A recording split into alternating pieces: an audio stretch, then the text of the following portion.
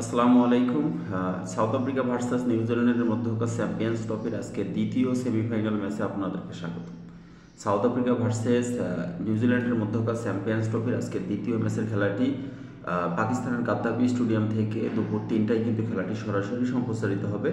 প্রথম সেমিফাইনালে কিন্তু ইন্ডিয়া তারা কিন্তু অস্ট্রেলিয়াকে হারিয়ে ফাইনালে চলে গিয়েছেন। আজকে যারা জিতবেন তারা কিন্তু ইন্ডিয়ার সঙ্গে ফাইনালে মুখোমুখি হবেন আর কি।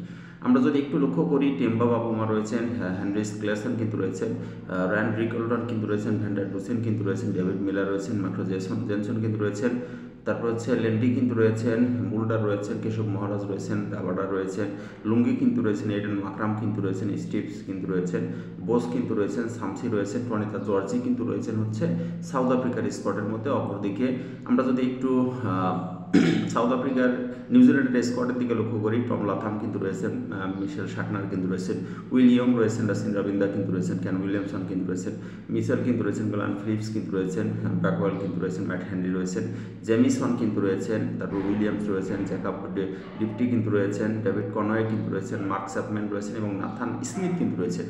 দুর্দান্ত মানের একটা খেলা হবে। সবচাইতে ভালো একটা বিষয় হচ্ছে সাউথ আফ্রিকা কিন্তু প্রত্যেকটা বার সেমিতে গিয়ে তারা হেরে গিয়েছে, ফাইনালে গিয়ে হেরে গিয়েছে। এই এডেন মাকরামের হাত ধরে কিন্তু অনেকগুলো ট্রফি আসতো, কিন্তু আসতে পারেনি।